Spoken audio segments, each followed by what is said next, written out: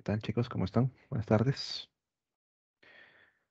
Bien, buenas tardes con todos. Estamos ya en lo que viene a ser la semana 14, bien, próxima semana 15. Estas 2 semanas, chicos, va a ser unas semanas a manera de repaso de lo que hemos ido viendo las semanas anteriores, bien, todo sobre todo la parte de sistemas. Esta semana vamos a ver la parte de lo que viene a ser reino animal. La siguiente semana nos toca ver la parte de reino vegetal. Vamos a recordar acerca de la forma en la que fueron apareciendo los sistemas nerviosos, digestivo, circulatorio, excretor, bien, entre otros. ¿Ok? Entonces, chicos, participen, tengan las preguntas por si por ahí se olvidara algún tipo de sistema, alguna característica en peculiar, porque básicamente estas 2 semanas son full repaso. Bien, empezamos con los animales. Primero, para poder definir un organismo que está dentro del reino animal, este organismo debe contar con 3 características básicas. Buenas tardes con todos. Número 1, son organismos de tipo eucariotas.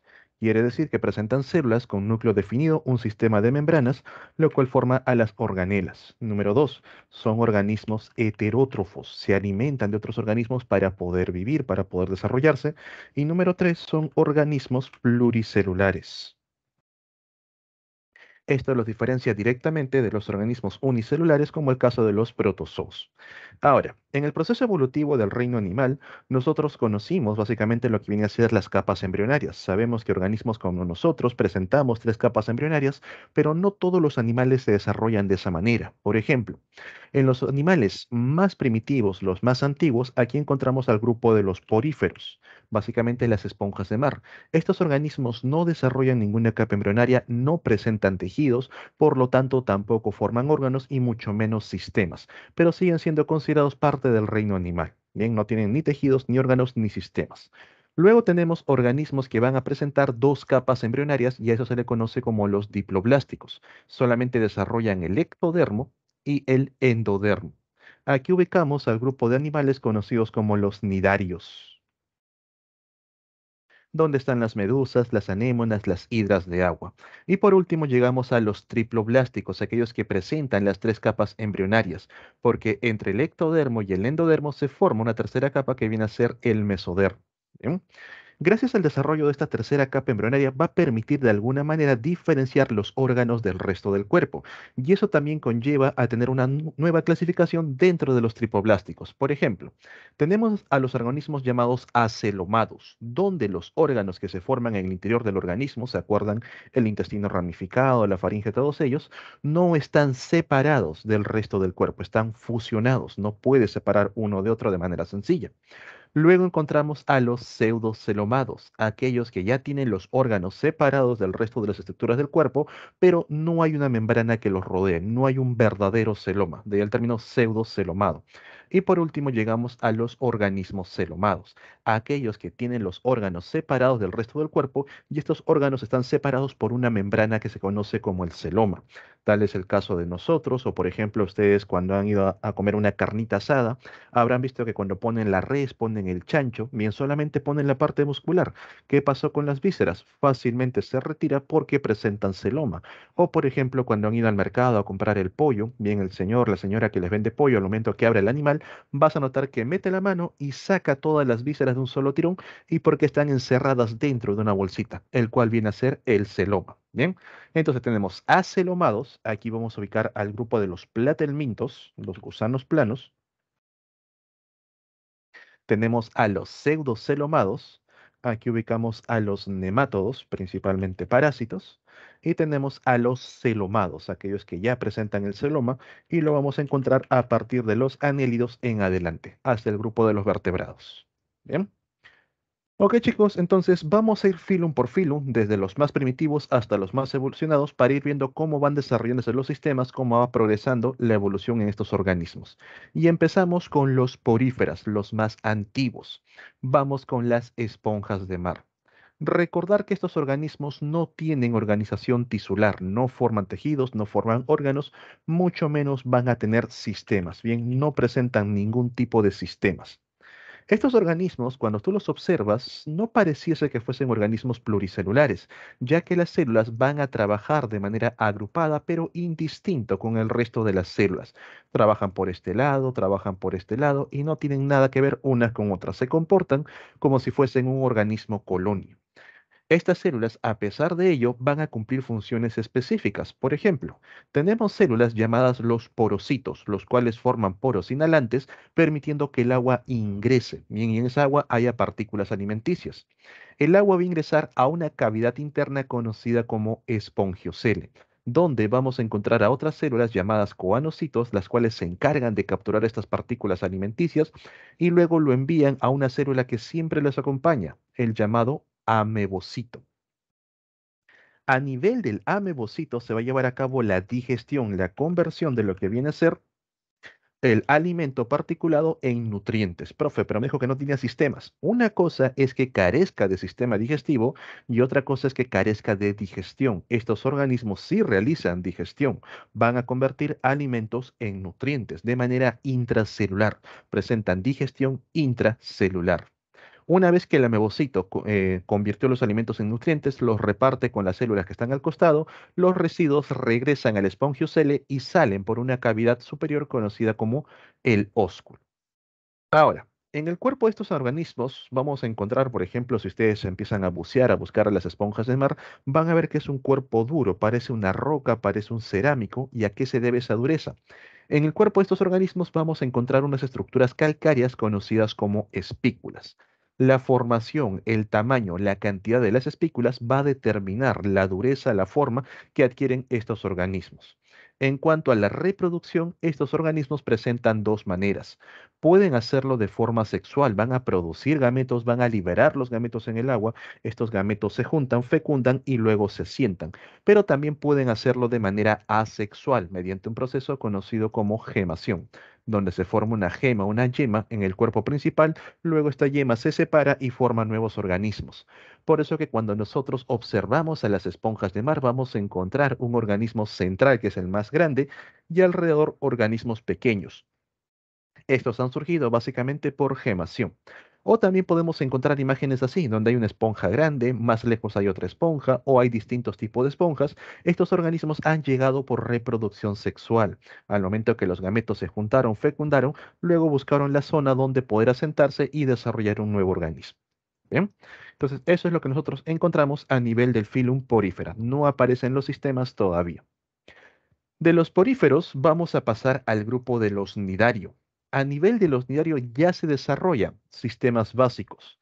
Aquí aparece por primera vez un sistema nervioso, el conocido sistema nervioso de tipo reticular. Este sistema nervioso, que va a formar unas redes en todo el cuerpo del organismo, está conformado por unas células llamadas protoneuronas. A su vez, también aparece un sistema digestivo, llamado el sistema digestivo de tipo incompleto. Este sistema digestivo se llama incompleto porque presenta un único orificio, el cual actúa como boca y también como ano. Este orificio a nivel de los nidarios, bien los cuales son las medusas, las hidras, las actinas o anémonas, este orificio siempre está rodeado por una serie de tentáculos. Vamos a encontrar por aquí el orificio de la boca, por aquí también rodeado de tentáculos en el centro de la anémona. Estos tentáculos, a su vez, van a presentar unas células muy peculiares, las cuales tienen una estructura interna que asemeja a un arpón. Estas células reciben el nombre de nidocitos. No confundir la palabra nidocitos con coanocitos, tener mucho cuidado con ese juego de palabras. Dentro de las células llamadas nidocitos encontramos una estructura llamada el nematocisto. ¿Bien? Para que no te confundas, cito es célula. Célula de los nidarios, del término nido. Nematocisto es la estructura que tiene una forma de arpón. Entonces vas a ver una célula algo así a nivel de los tentáculos con una estructura contraída y parece que fuese una larga agujita. Al momento que los tentáculos entran en contacto con la presa, los nematocistos se activan, salen disparados, atraviesan el tejido de la presa y liberan sustancias urticantes, sustancias tóxicas que pueden paralizar o matar a la presa, dependiendo del tipo de nidario. ¿Bien? Una vez que han capturado a la presa con ayuda de los tentáculos y meten la presa por el interior de la boca a una cavidad interna conocida como cavidad gastrovascular. Ahora, señores, profe, ¿por qué las esponjas tienen espongiocele y no se les llama cavidad gastrovascular si también ingresa el alimento a ese espacio? La diferencia es que a nivel del espongiocele no se libera ningún tipo de enzima. Bien, aquí no actúa ningún tipo de enzima. En cambio, en las cavidades gastrovasculares, las cavidades gástricas, ahí sí el propio animal libera una serie de enzimas que van a ayudar a degradar al alimento de manera parcial, convirtiéndolo en partículas alimenticias o el llamado alimento particulado. Una vez que el alimento está particulado, las células que resisten esta cavidad gastrovascular capturan ese alimento particulado para convertirlo en nutrientes. Estas células también reciben el nombre de amebocitos. Bien, son los amebocitos. Ahí.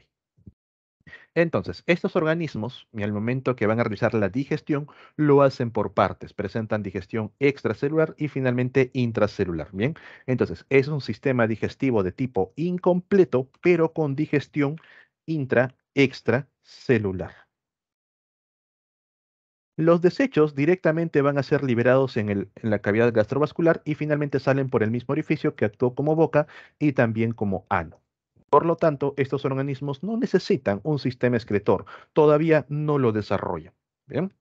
Ahora, a pesar de que el sistema nervioso es muy rudimentario, recordar que estos organismos ya desarrollaron algunos órganos de los sentidos, órganos que les permiten poder diferenciar la luz de la oscuridad, órganos que les permiten poder georreferenciarse, saber cuál es arriba, cuál es abajo. Hablamos de los ocelos, bien, para diferenciar la parte luminosa, y hablamos de los estatolitos, bien, junto con los estatocistos para poder saber cuál es arriba, cuál es abajo.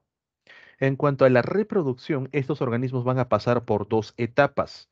En el caso de las medusas encontramos la fase pólipo, es la fase en la cual se encuentra asentado en la superficie, y encontramos la fase de medusa, es la fase en la cual ya se encuentra en la columna de agua.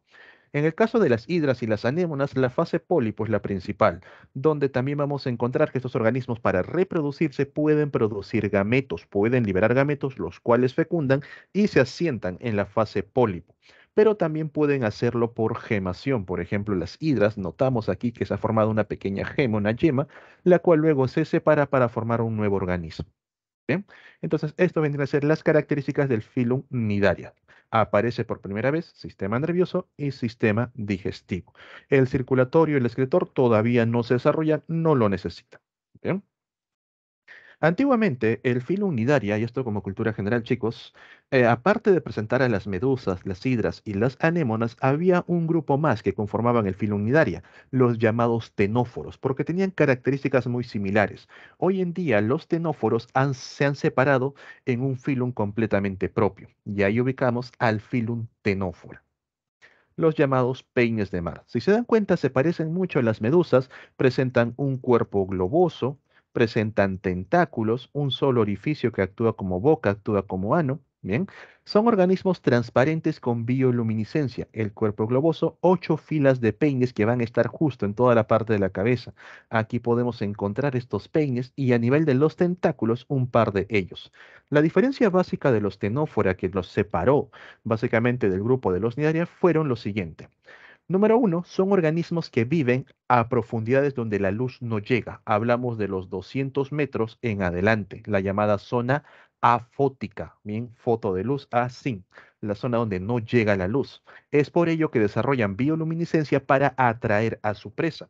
Entonces, los pequeños organismos se ven atraídos por la bioluminiscencia y estos para poder capturarlos no emplean nidocitos, no tienen nematocistos, no liberan sustancias urticantes, sino que el par de tentáculos que presentan van a liberar una sustancia viscosa, una sustancia pegajosa, con lo que atrapan al alimento y luego lo dirigen hacia la parte interna. El resto del proceso digestivo es completamente similar al grupo de los nidarios. Bien, en cuanto al sistema nervioso, también va a presentar lo que viene a ser un sistema nervioso reticular todavía. ¿Ok?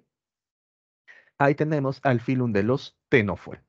Luego, evolutivamente hablando, pasamos al grupo de los platelmintos o platielmintos, plati de plano, elmintos de gusano, los llamados gusanos planos. En este grupo vamos a encontrar que el sistema nervioso ha evolucionado, ha cambiado. El sistema nervioso reticular presente en los nidarios, en los tinófora, con las protoneuronas, no tenía centros de procesamiento de información. Ellos directamente respondían frente a los estímulos. En cambio, a nivel de los platelmintos, aparece por primera vez el llamado sistema nervioso de tipo ganglionar. donde la presencia de estos ganglios, bien, un par en la cabeza, van a permitir poder procesar los estímulos para emitir respuestas coordinadas. Estos organismos también van a presentar un sistema digestivo de tipo incompleto, a ver, más pequeño para que entre, con una digestión de tipo intra-extracelular. A su vez, estos organismos van a desarrollar, aparece por primera vez, un sistema excretor, los llamados protonefridios. Entonces, atentos por aquí. En cuanto al sistema nervioso ganglionar, desarrollan un par de ganglios ubicados en la cabeza, los llamados ganglios cefálicos, como centros de procesamiento de respuesta.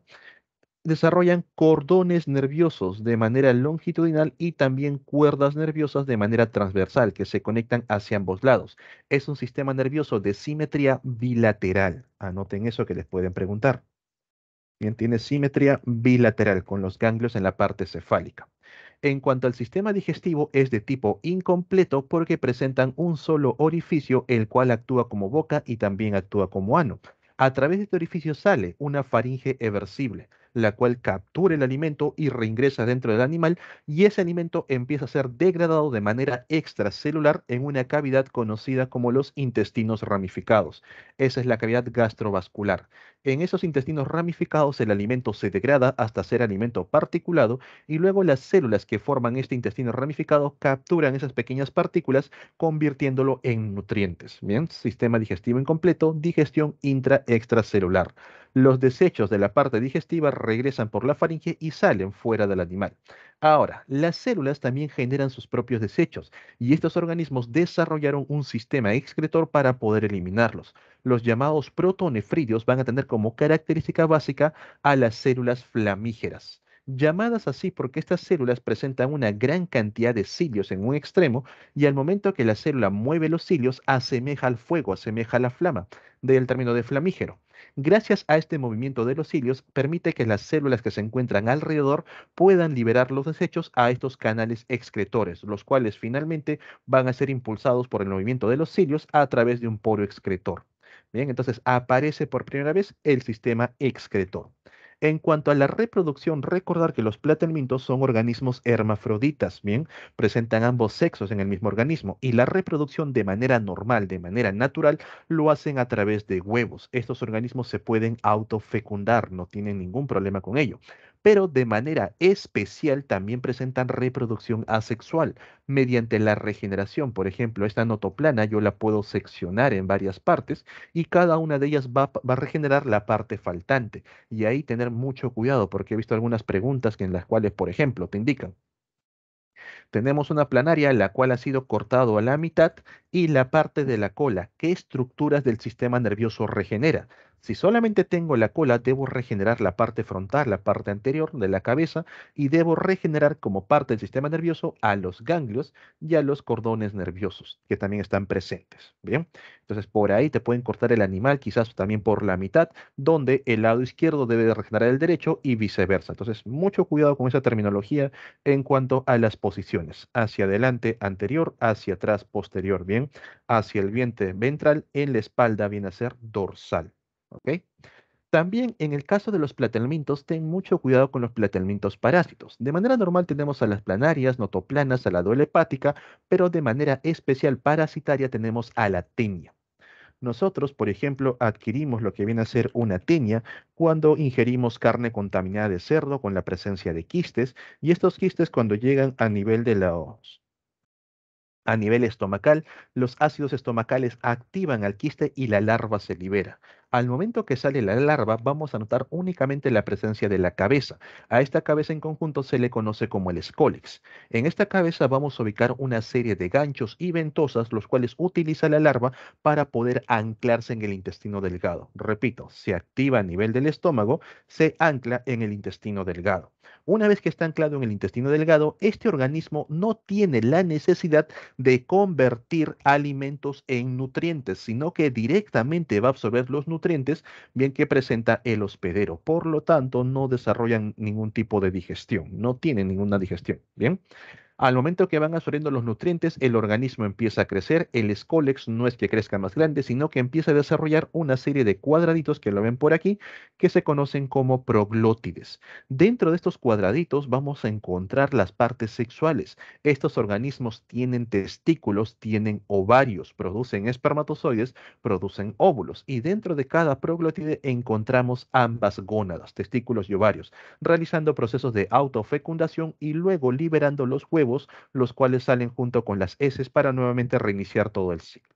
Bien, entonces tener mucho cuidado con los organismos de tipo parásito, los planteamientos parásitos, porque no realizan ningún tipo de digestión, directamente aprovechan a los nutrientes formados por el hospedero. Bien, ok chicos, hasta aquí. ¿Alguna duda, alguna consulta? ¿Algo que no haya quedado claro sobre los cuatro primeros films?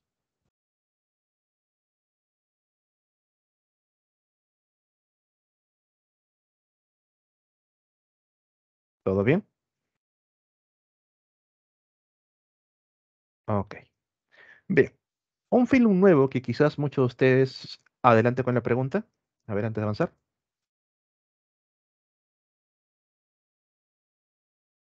¿Tienen preguntas, chicos? ¿Alzaron la manito? ¿Todo bien? Ok. Activen el micro o en el chat, chicos, sin ningún problema. Bien. Ok, un filum nuevo que quizás algunos por primera vez escuchen o recién conozcan viene a ser el filum rotífera, donde vamos a encontrar unos organismos que se conocen como los rotíferos. ¿De dónde viene este término de rotífero? Viene de rotación, porque básicamente es el movimiento que realizan con los cilios que presentan en la boca. A nivel de la boca vamos a encontrar unos discos, bien con unos cilios retráctiles, que más o menos están aquí. Este es el disco y sobre ellos ubicas a los cilios, los cuales se mueven en esta dirección, hacia adentro. Lo hacen de manera tan rápida, por ejemplo, cuando mueves la mano una y otra vez, que pareciese que estuviesen rotando. De ahí el término que se le dio de rotíferos. Gracias a ese movimiento que van a realizar con los cilios, permiten generar corrientes de agua, las cuales van a atrapar el alimento y dirigirlos hacia la boca, porque justo detrás de los discos encontramos la boca. En estas corrientes de agua, estos organismos que pareciese que fuesen, digamos, microscópicos unicelulares, no son unicelulares, son pluricelulares, son bastante pequeños. Estos organismos se alimentan de pequeñas microalgas, por ejemplo, que están presentes, quedan atrapadas en las partículas de agua y van a ingresar a través de la boca. Detrás de la boca vamos a encontrar una estructura que está por aquí, que se conoce como el mástax y es una estructura única en los rotíferos. Si por ahí te colocan, tenemos un organismo con presencia de mástax, automáticamente es un rotífero.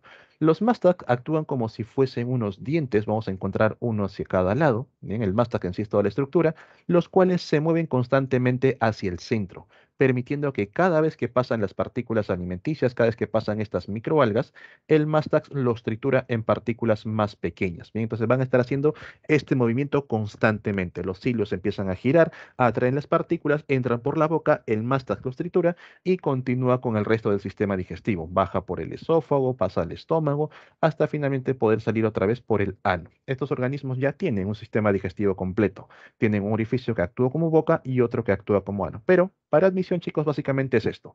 Discos retráctiles y la presencia de un mástax. En la parte posterior del organismo vamos a notar la presencia de una furca o pie, la cual presenta un par de dedos. Estos organismos, para poder alimentarse correctamente, para no estar, digamos, escapando a cada rato, utilizan la furca o pie para anclarse en una superficie. Recién ahí activan a los discos. ¿Por qué? Si no se anclan correctamente y empiezan a mover los discos, el organismo sale propulsado, segunda de Newton, acción y reacción. Esto, por ejemplo, lo utilizan cuando el organismo quiere escapar, cuando por ahí siente la presencia de un depredador o por ahí siente un contacto extraño, el organismo suelta los dedos, activa el mástac y sale propulsado en la otra dirección. ¿Bien? De los rotíferos pasamos al grupo de los nemátodos, donde vamos a encontrar organismos de vida libre, pero principalmente parásitos. Parásitos como por ejemplo el que observamos en pantalla, que viene a ser Ascaris lumbricoides, el causante de la ascariosis. O también vamos a encontrar, por ejemplo, a los oxiuros, las causantes de la oxiurosis. Bien. Estos organismos presentan un cuerpo cilíndrico no segmentado, no tienen ninguna marca en el cuerpo, es completamente fino y está cubierto por una cutícula la cual le permite realizar intercambio gaseoso. Presentan respiración cutánea. Son organismos dioicos, quiere decir de sexos separados. Hay machos, hay hembras y se puede diferenciar a simple vista cuál es el macho, cuál es la hembra. Quiere decir que presentan dimorfismo sexual. Dimorfismo de dos formas, bien, de las variantes sexuales, donde la hembra es una, digamos, es la más grande, es la que alcanza mayor tamaño, lo observamos aquí, y el macho es más pequeño. Profe, ¿y cómo sé que es un macho y no se trata de una hembra pequeña que recién está creciendo? Se sabe que también es un macho muy aparte del tamaño por esta forma que presenta a nivel de la cola. Este pequeño doblez a manera de ganchito le permite al macho poder agarrarse fuertemente de la hembra al momento que van a copular y el macho deposita los espermatozoides dentro de la hembra. Las hembras a nivel de los nemátodos, que en el caso por ejemplo de Ascaris, estos organismos parásitos, van a presentar una estructura que permite almacenar los espermatozoides. Esta estructura se conoce como espermateca. Bien, recuerden que el sufijo teca es para almacenar algo. Discoteca, biblioteca, en este caso, espermateca. ¿Y por qué hacen eso?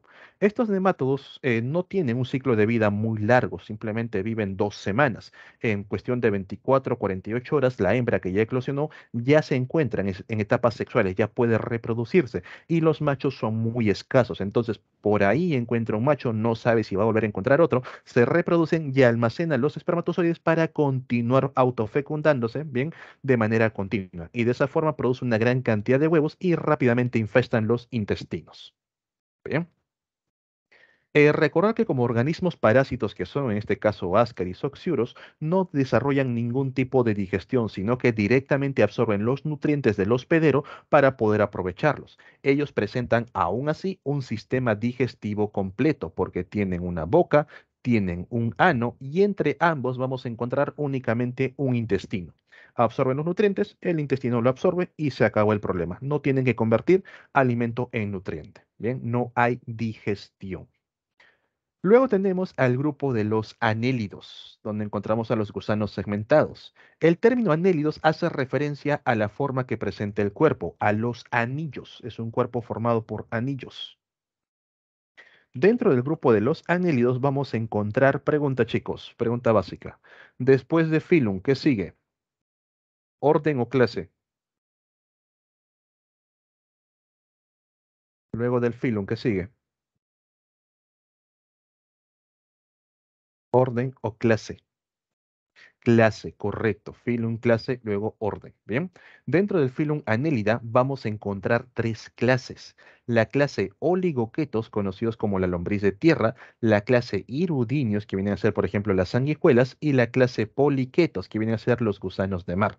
Cuando observamos a los oligoquetos, vamos a notar claramente el cuerpo dividido en anillos más o menos iguales, con la presencia de un anillo muy grueso en el centro. En este anillo que está en el centro vamos a encontrar las estructuras sexuales. Vamos a encontrar tanto la parte masculina como la parte femenina, porque estos organismos son hermafroditas. Pero a diferencia de los anteriores de los platelmintos, que también eran hermafroditas, que podían fecundarse a sí mismos, podían hacer autofecundación, los anélidos no pueden fecundarse a sí mismos. Ellos tienen que realizar fecundación cruzada. Se juntan dos gusanos, por ejemplo, primero uno fecunda al otro y luego el otro fecunda al primero. De esa manera los dos quedan fecundados y pueden colocar huevos. Bien.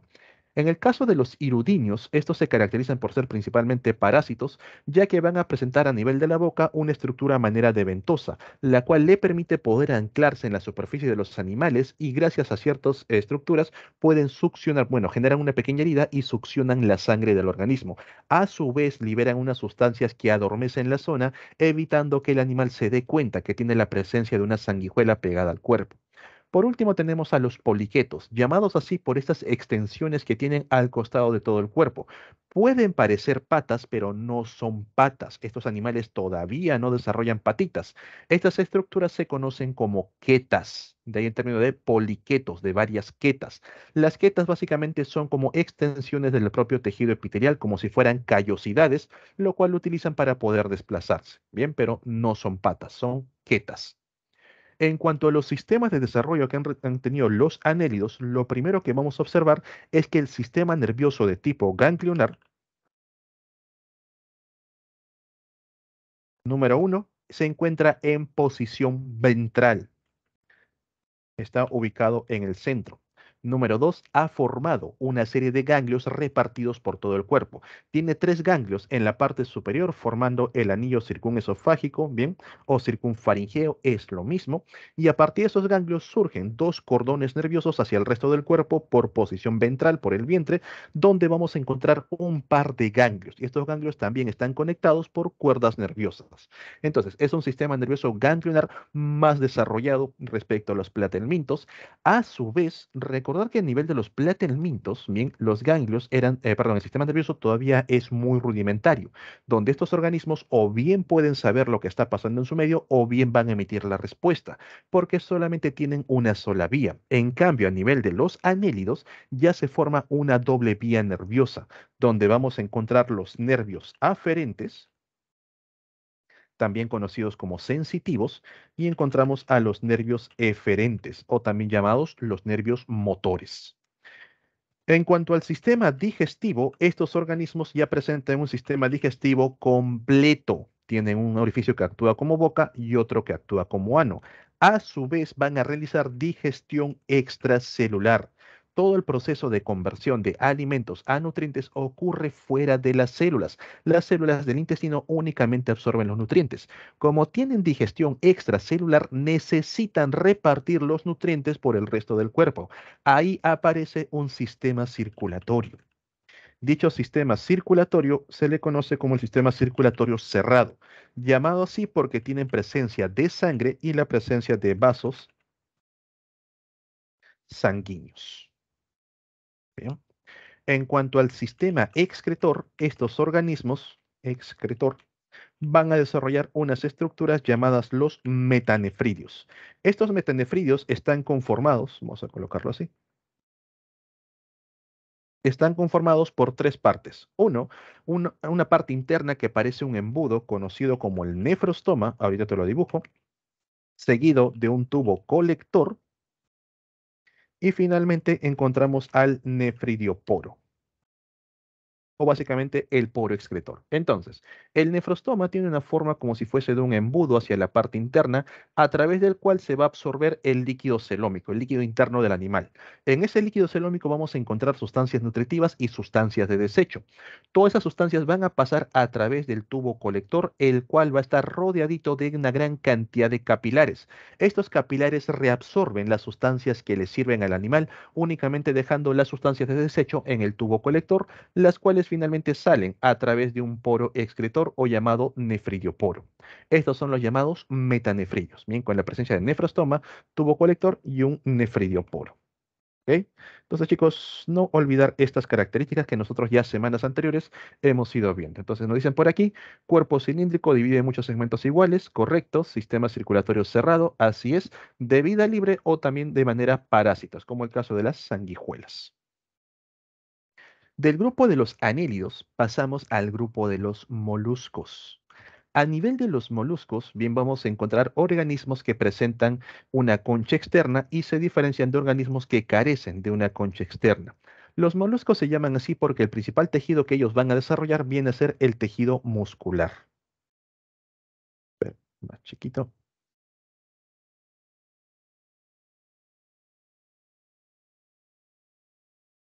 Ahí está. Bien. Ahora, hay que diferenciar algo en cuanto a los moluscos que presentan concha externa. Existen moluscos de tipo carnívoros, existen moluscos herbívoros.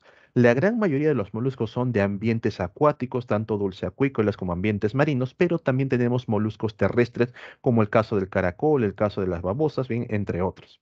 Estos moluscos con concha externa de tipo carnívoro, solamente los carnívoros, van a presentar una estructura única conocida como rádula.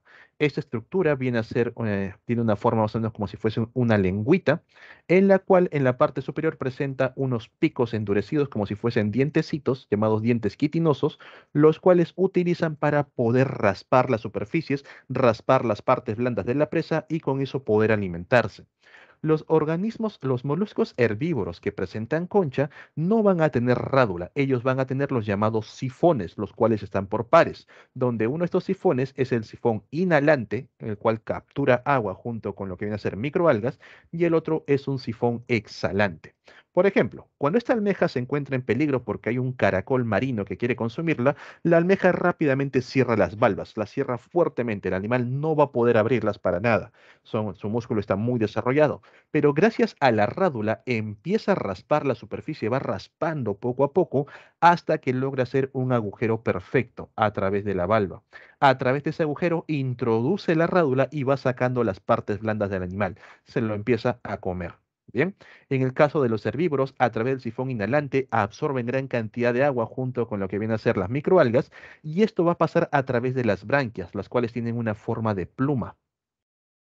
Va a ser una estructura alargada en el centro y una gran cantidad de filamentos hacia los lados, lo que permite ir filtrando el agua separando las microalgas bien del resto de las partículas, para luego dirigirlas a través de la boca hacia el estómago. Entonces tienes estas branquias en forma de plumitas.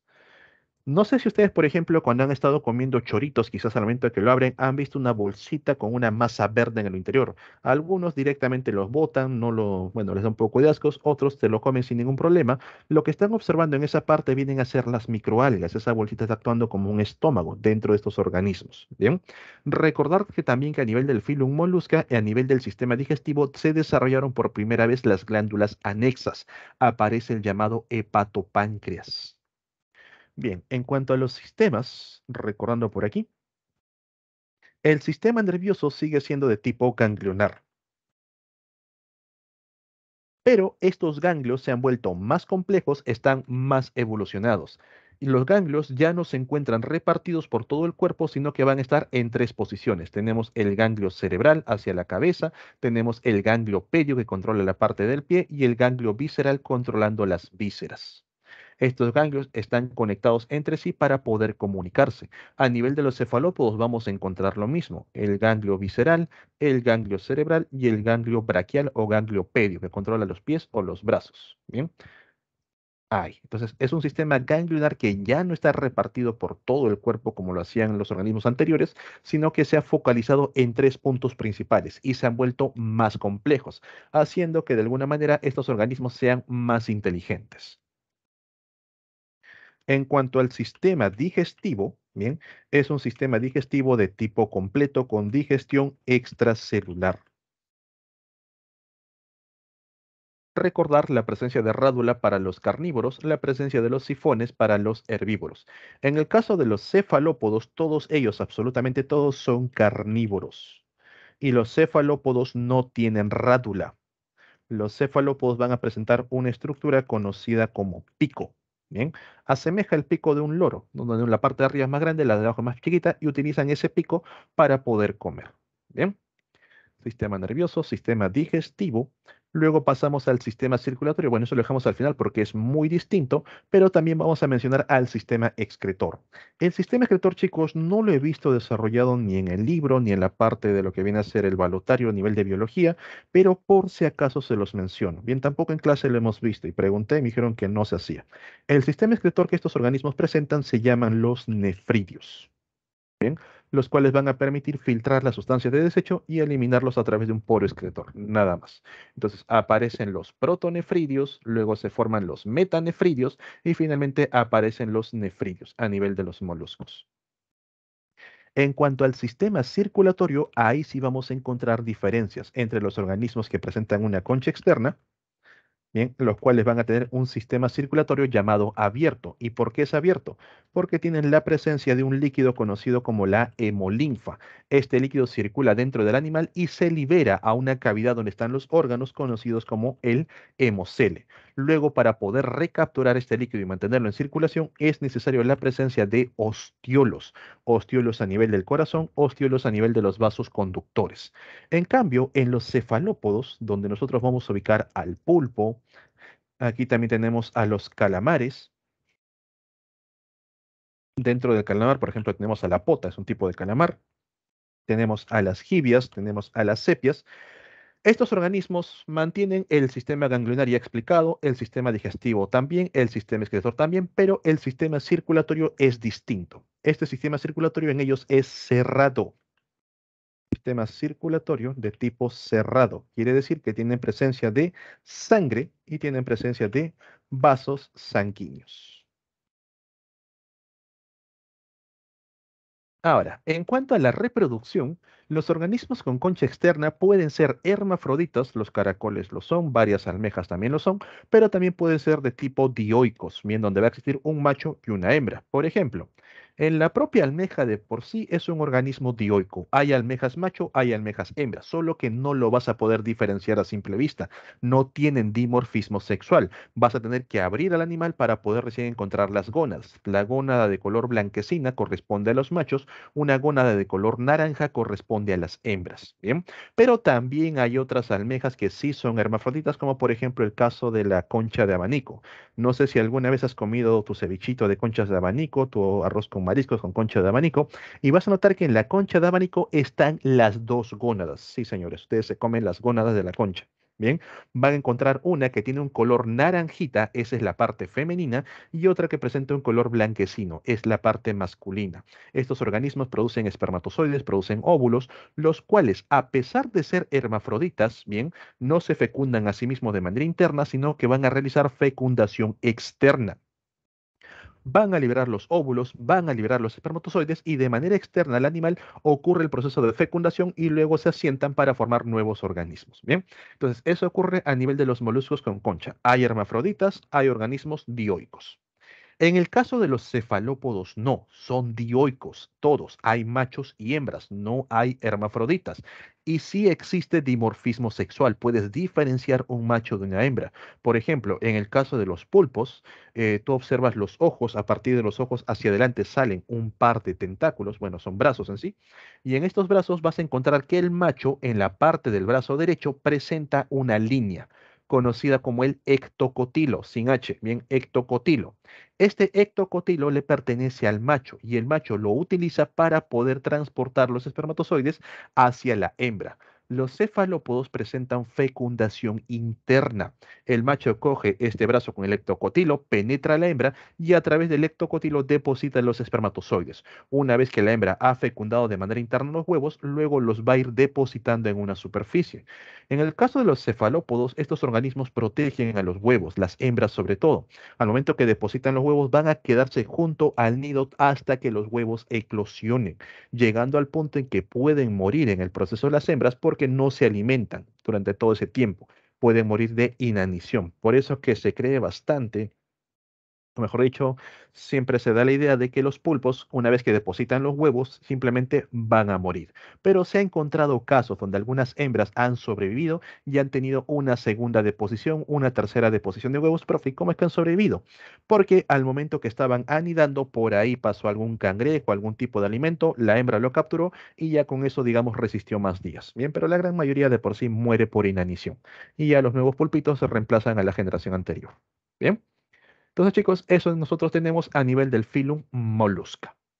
Ahora, de los moluscos, seguíamos con el grupo de los artrópodos, pero primero vamos a pasar por los onicóforos, que quizás para muchos también sea un filum nuevo.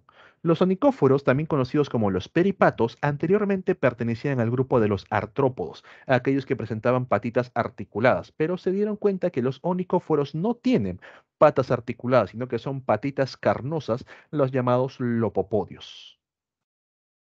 Acá. Entonces, son parecidos a los anélidos, más o menos cilíndricos, no son completamente cilíndricos, tienen una estructura más o menos triangular, algo así, pero asemeja un poco la parte redondita. Presentan segmentación interna. Profe, ¿qué es esto? Recuerda que los anélidos tienen una segmentación claramente visible, donde vemos una segmentación externa formando los anillos. En el caso de los onicóforos, vamos a encontrar la segmentación, pero de manera interiorizada. Por fuera vas a ver un cuerpo completamente normal, pero por dentro sí tienen pequeños segmentos, a partir de los cuales se van a formar los lopopodios. ¿Bien? Están cubiertos por una fina cutícula, presenta su par de patas carnosas, tienen un par de antenas hacia el frente, son organismos carnívoros y no se mueven muy rápido, son muy lentos. Entonces, si son carnívoros, ¿cómo hacen para poder capturar el alimento? Estos organismos cuentan con un par de glándulas en la parte de la cara, las cuales permiten liberar una sustancia viscosa a distancia. Entonces, detectan a su presa con los ojos, pueden observarlos, apuntan con las glándulas, liberan la sustancia viscosa, se van moviendo de un lado al otro para que caiga en la mayor cantidad de superficie, y una vez que atrapa al animal, este animal ya no puede moverse. Luego llegan los onicóforos y lo empiezan a consumir. Si observamos de cerca a este lindo animal, por ejemplo, aquí vamos a hacerlo más grandecito. Aquí están las patitas carnosas, los llamados lopopodios. Aquí observamos las antenas. Aquí vemos la parte de la boca. Estas dos estructuras que ven por aquí no son los ojos. Estas estructuras son las glándulas que liberan la sustancia viscosa. Los ojos están aquí, esta manchita oscura. Hacia cada lado tenemos un par de ojos. ¿Bien? Estos vienen a ser los onicóforas o también llamados los peripatos. En el caso de la otra imagen, a ver, voy a hacerlo más grandecito.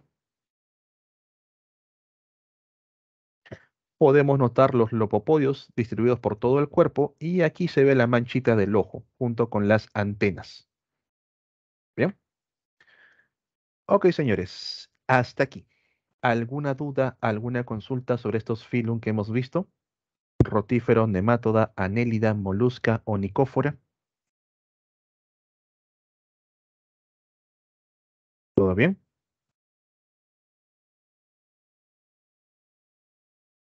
Ok.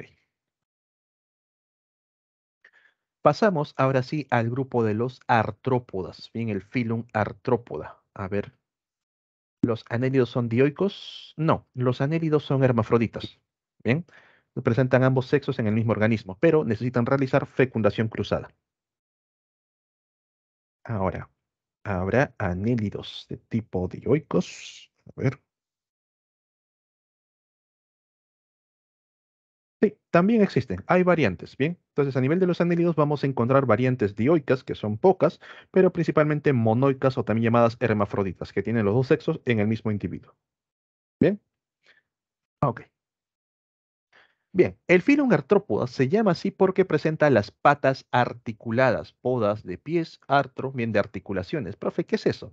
Quiere decir que las extremidades, las patitas, están formadas por segmentos llamadas articulaciones y eso permite que el organismo tenga mayor movilidad. Nosotros, por ejemplo, también a nivel de nuestras extremidades están formadas por articulaciones. Tenemos un hueso que está por aquí en el antebrazo, conocido como el húmero, el radio y el cúbito que están por aquí, luego tenemos los tarsos, metatarsos, bien, tenemos las falanges, todo eso permite que podamos tener mayor movilidad. Imagínate querer rascarte la cara y no tuvieses un codo, que fuese un hueso completamente largo, difícilmente podrías llegar, ¿bien? Entonces, estos organismos ya desarrollaron patas articuladas, es lo principal en ellos.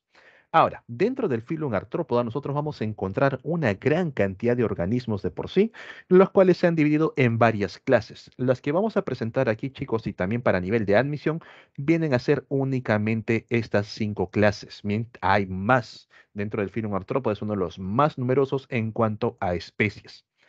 Todos estos van a presentar en común lo siguiente.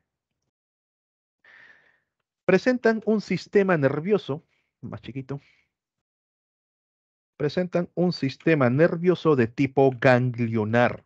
Ese sistema nervioso ganglionar es de posición ventral, está ubicado hacia el vientre. Los ganglios cefálicos se han hecho más complejos, los ganglios que están repartidos por todo el cuerpo, como lo tienen los anélidos, también se han vuelto más complejos y se han ido fusionando, se han ido acercando. En los anélidos, los ganglios están conectados por cordones nerviosos, de lado a lado. En cambio, en los artrópodos, los ganglios ya tienen un contacto entre sí, pero siguen siendo por pares, siguen siendo dos, todavía no se fusionan correctamente. Bien, mantienen el sistema nervioso ganglionar. En cuanto al sistema digestivo, es un sistema digestivo de tipo completo, tienen boca, tienen ano, con digestión extracelular. Bien, la digestión se da a nivel de las cavidades. En cuanto al sistema circulatorio, es un sistema circulatorio de tipo abierto, quiere decir que presentan hemolinfa, la cual es vaciada en una cavidad conocida como hemocele y luego recuperada gracias a la presencia de ostiolos. En cuanto al sistema excretor en estos organismos, va a haber variaciones de acuerdo a la clase. Ahí sí vamos a tener diferencias en cada grupo, en cada clase. Bien, pero esos tres es común para todos los artrópodos. Empezamos con la clase insecta, los insectos, antiguamente también conocida como la clase hexápoda, hexa de 6, podos de pies, ya que estos organismos presentan 6 patas, formados por 3 pares. ¿Bien? Pues tienen 3 pares de patas. A su vez, el cuerpo de estos organismos está dividido en 3 segmentos, donde un segmento viene a ser la cabeza, el otro segmento viene a ser el tórax y el último viene a ser el abdomen. Señores, las patas siempre surgen a partir del tórax, no lo hacen a partir del abdomen. Bien, siempre lo vamos a encontrar en la parte del tórax. A su vez, estos organismos presentan un par de antenas, pueden presentar alas, bien presentan con alas, no necesariamente un par, pueden ser más de dos, pueden ser tres, dependiendo del tipo de insecto. Y en cuanto al sistema excretor, ahí sí hay diferencias. El sistema excretor a nivel de los insectos se le conoce como los tubos de Malpighi. ¿Bien? Ahora, dentro de los insectos, la gran mayoría presenta alas, pero también vamos a encontrar insectos que carecen de alas. El término que nosotros usamos para referirnos a estos insectos que no tienen alas es la palabra ápteros.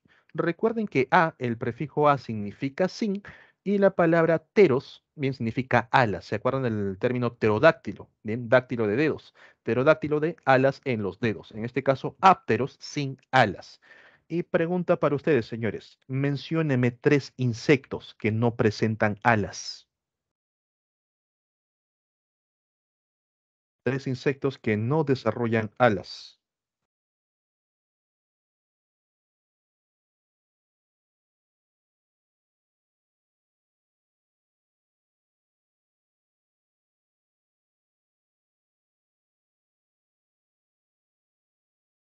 ¿Nadie?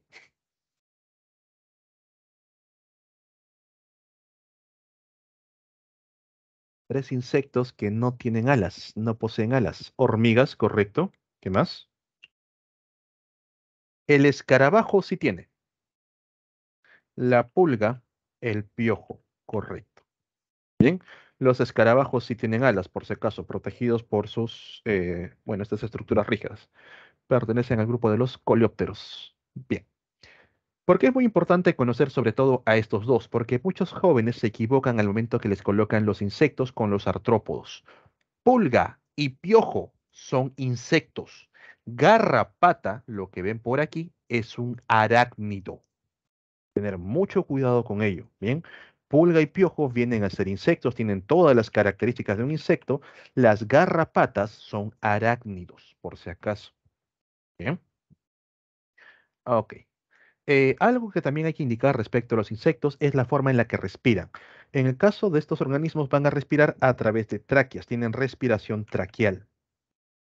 ¿Bien? Utilizan las tráqueas, que son pequeños orificios, aquí están los estigmas, conectados directamente con las tráqueas en su interior. Bien, para que no se olvide. Ahora sí, pasamos a la clase arácnidos.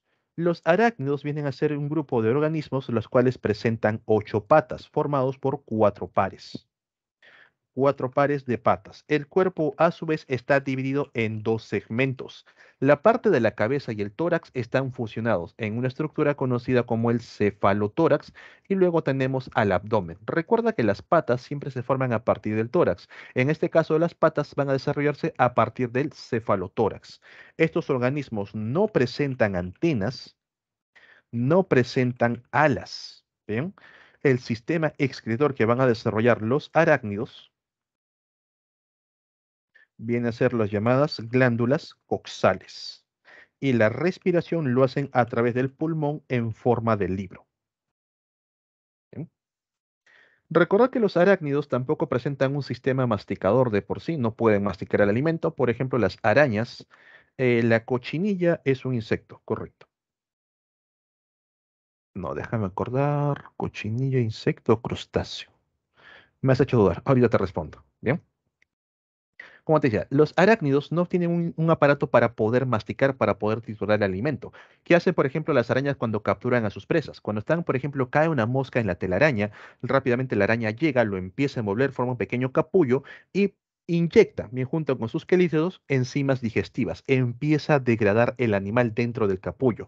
Va a formar un líquido nutritivo y luego la araña con los quelíceros empieza a absorber dicho líquido para poder alimentarse. Las garrapatas hacen lo mismo, básicamente se prenden de la piel del animal o de una persona y utilizan su sistema para poder succionar la sangre. En el caso de los escorpiónidos, también gracias a la presencia de un aparato bucal bastante rudimentario, empiezan a alimentarse de su presa. En el caso de los escorpiónidos, bien, el orden escorpiónida fueron los primeros en desarrollarse. Estos organismos, si ustedes observan la parte oscura que está por aquí, viene a ser el cefalotórax y toda esta parte de la colita es un abdomen modificado, teniendo en la parte posterior un aguijón conectado a una glándula de veneno. Las patas delanteras de los escorpiónidos están modificadas para formar pinzas o tenazas, con las cuales pueden sujetar a la presa. Estos organismos presentan una relación inversa en cuanto al tamaño de las pinzas y el poder del veneno. Cuando el veneno es suficientemente poderoso, las pinzas son delgadas, ya que el veneno es suficiente para poder matar a la presa. Pero cuando el veneno no es tan poderoso, las pinzas son gruesas, bastante fuertes, para poder agarrar a la presa mientras el veneno hace efecto. Estos organismos, cuando surgieron por primera vez en la parte terrestre, aparecieron mucho antes de que las plantas llegaran a la parte superficial, por lo cual estaban expuestos constantemente a radiación ultravioleta, al punto que el exoesqueleto de los escorpiónidos adquirió la capacidad de reflejar la luz ultravioleta. Si ustedes viven en una zona aledaña a un cerro, a una montaña, si ustedes, por ejemplo, tienen algún vecino que está realizando construcción, en los ladrillos puede haber presencia de escorpiones y estos van a buscar ambientes calientes, ambientes cálidos que pueden ser tu cama, pueden ser los muebles, el lugar donde habitan las mascotas. Es por ello revisar constantemente de que no aparezcan. ¿Cómo lo haces? Con una linterna de luz ultravioleta, esa linterna de luz negra también le dicen. Empiezas a pasarlo por la superficie y vas a notar cómo los escorpiones brillan, reflejan la luz UV. Bien, es un proceso adaptativo que han ganado. De los arácnidos pasamos a los crustáceos. A nivel de los crustáceos vamos a encontrar que estos antiguamente, bien ahora se conoce como la clase Malacostraca, antiguamente eran la clase Decápoda. Bien, las cochinillas son crustáceos, por si acaso, no son insectos, son crustáceos. Se llamaban la clase Decápoda porque estos organismos tenían la presencia de 10 patas, ubicados en 5 pares. ¿Bien? 5 pares de patas. Entonces vamos con 3, 4, luego 5.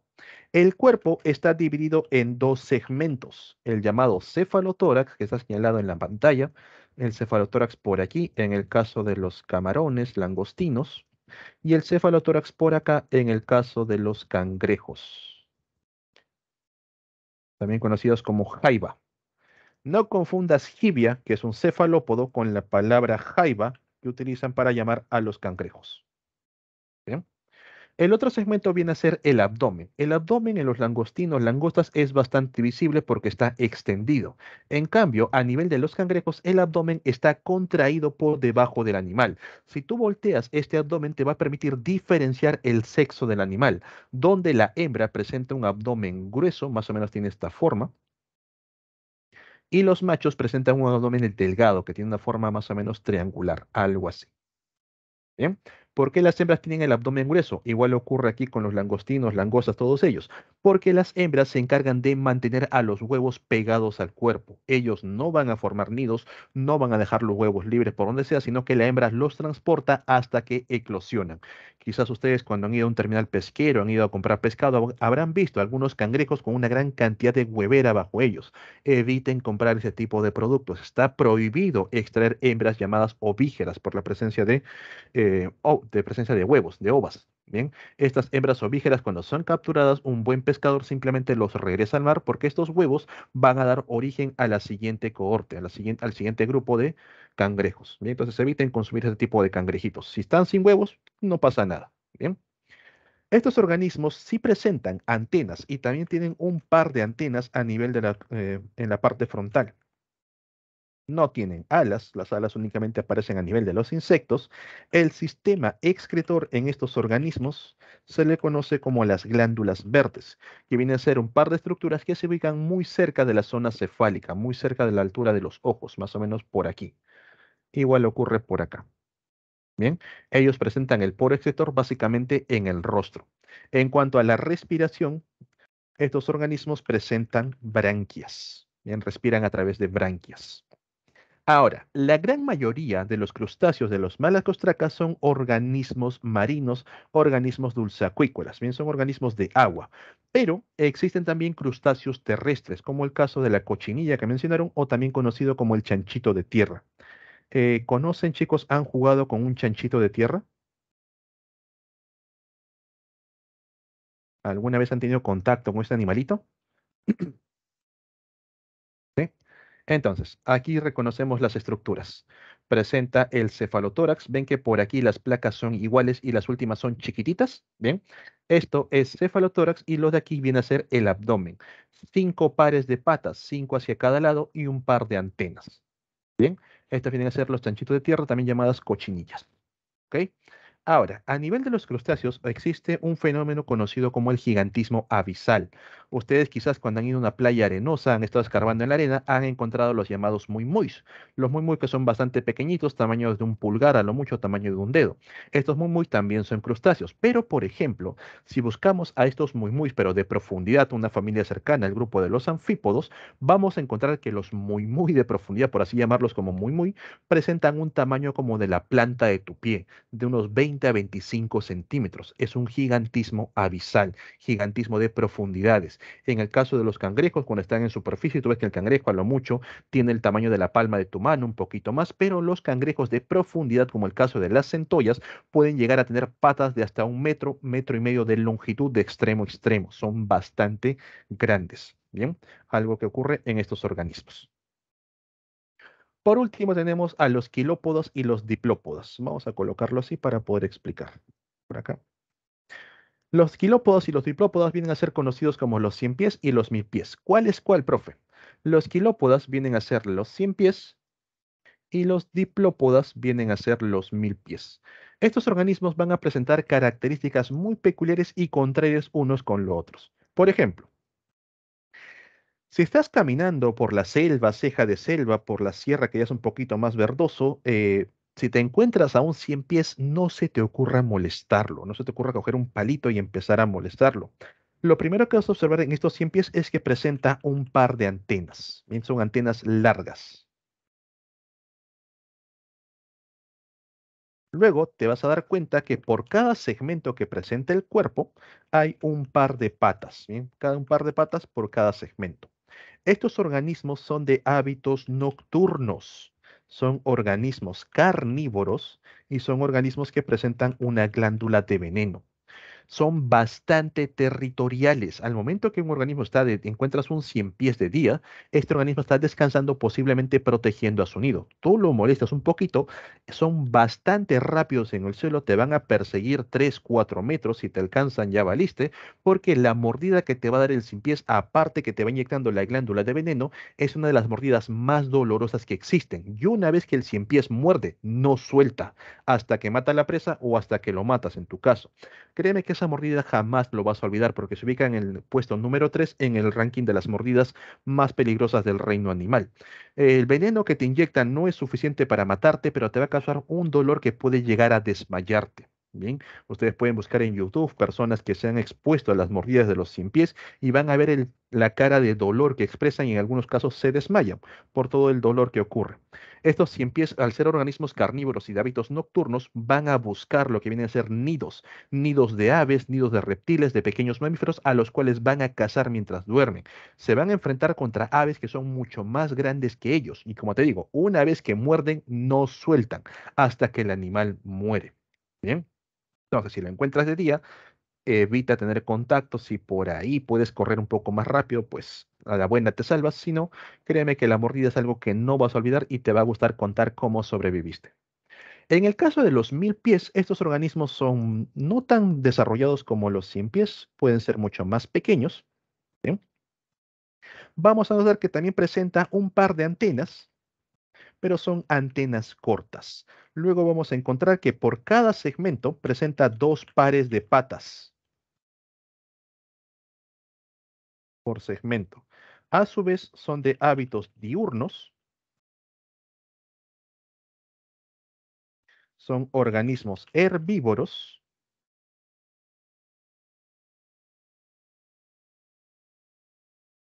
perdón,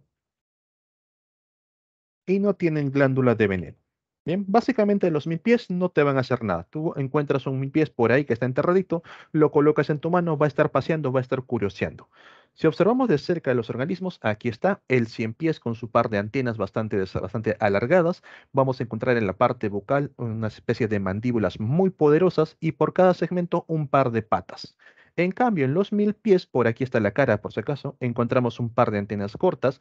Vemos que en cada segmento hay dos patas hacia cada lado, cuatro en total. Son herbívoros. Al momento que tú los molestas, estos organismos se hacen bolitas, se enrollan sobre su propio cuerpo.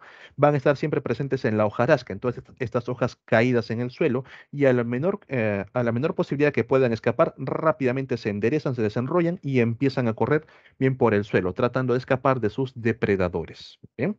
Entonces presentan características, por así decirlo, contrarias, bien, entre ellos. Bien, chicos, ¿quedaría alguna duda, alguna consulta respecto al filum artrópoda? ¿Algo que no se haya entendido? ¿Todo bien?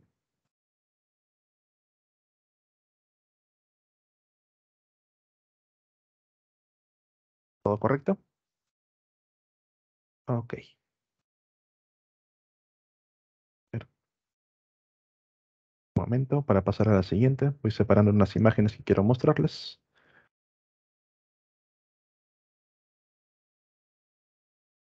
Ya está. Listo. Bien. Ya para ir finalizando la parte de los grupos de los invertebrados, vamos a llegar al filum Echinodermata. Bien.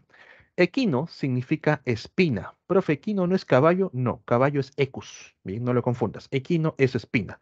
Dermata se refiere a la piel. Los equinodermos van a ser organismos que presentan un cuerpo espinoso. Dentro del filum Echinodermata vamos a encontrar a cuatro clases, pero para nivel express solamente estudiamos tres. Bien, tenemos a los erizos de mar, los llamados equinoideas. Equinoidea. Tenemos a las estrellas de mar, los llamados asteroidea. Y tenemos a los pepinos de mar, los holoturoidea.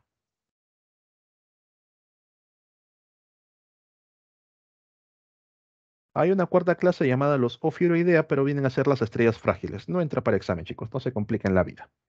Estos organismos presentan locomoción gracias a la presencia de ambulacros, que son como una especie de mini ventosas que están por debajo del animal, donde encontramos a este piecito ambulacral. Entonces tiene una ampolla, tiene por el otro lado una especie de ventosa, lo que le permite adherirse a las superficies. Y hay un montón de piezas ambulacrales en toda la parte baja del cuerpo del animal. En el caso de las estrellas, hacia cada una de las extremidades. En el caso de los erizos, ubicados en la parte central, bien por debajo. Todos estos organismos necesitan y dependen de un llamado sistema acuífero, y este sistema acuífero está controlado por una estructura conocida como el madreporito.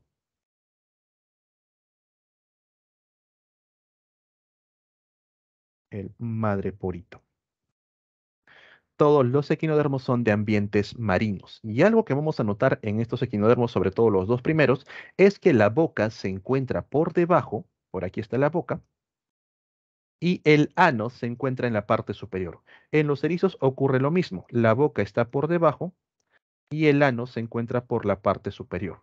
Al costado del ano, muy cerca del ano, vamos a ubicar al madreporito, como un pequeño orificio, pero que puede controlar el ingreso y la salida del agua. En el caso de los holoturoidea, los pepinos de mar, vamos a encontrar la boca por aquí, por este extremo, y el ano por el otro extremo. Bien, estos organismos son mucho más móviles que los dos anteriores, pero igual presentan un cuerpo espinoso. Ahora, en cuanto a los sistemas, a ver, déjenme mover un poquito esto por acá. Ahí está. Bien. En cuanto a los sistemas, el sistema nervioso de estos organismos sigue siendo un sistema nervioso de tipo ganglionar, pero también se le conoce como el sistema nervioso radial, ya que los ganglios han formado un anillo nervioso en el centro, también llamado el sistema nervioso de tipo radial. Este anillo, formado en el centro del organismo, se conecta, se expande hacia cada uno de los lados con cordones nerviosos, o nervios radiales también llamados. Recordad que los equinodermos presentan una simetría pentarradial y el sistema nervioso radial también tiene la misma simetría. El cuerpo está dividido siempre en 5 segmentos. Bien, anótenlo por ahí, chicos. Presenta simetría pentarradial. En cuanto al sistema circulatorio, estos organismos presentan un sistema circulatorio de tipo cerrado. Y aquí rápidamente te acuerdas de tu ex, porque tienen sangre, tienen vasos sanguíneos, pero no tienen corazón. Los equinodermos no presentan corazón, profe. Entonces, ¿cómo es que mantienen la sangre circulando por todo el cuerpo? Gracias al sistema acuífero. Cuando la sangre se encuentra en el centro del animal, el madreporito captura agua, aumenta la presión del organismo y la sangre se dirige a los extremos. Una vez que llegó a los extremos, el madreporito libera agua, disminuye la presión y la sangre regresa al centro. De esa manera pueden mantener la sangre en circulación sin la necesidad de un corazón. En cuanto a la digestión, en cuanto al sistema digestivo, es un sistema digestivo de tipo completo con digestión extracelular, pero vamos a encontrar una diferencia muy clara en cuanto a las estructuras. Los asteroideas son organismos carnívoros. Estos son carnívoros, igual que los holoturoidea. Los equinoidea, bien, los erizos de mar, son organismos herbívoros.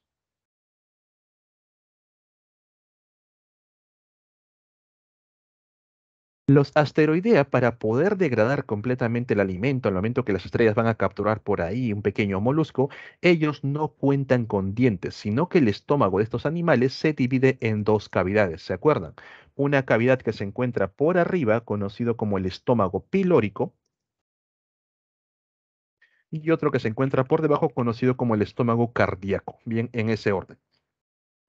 Llamado pilórico porque está conectado junto con las glándulas digestivas o también conocidas como ciegos pilóricos. Entonces, cuando el animal ha atrapado a su presa, el estómago cardíaco sale a través de la boca, rodea la presa y lo empieza a degradar.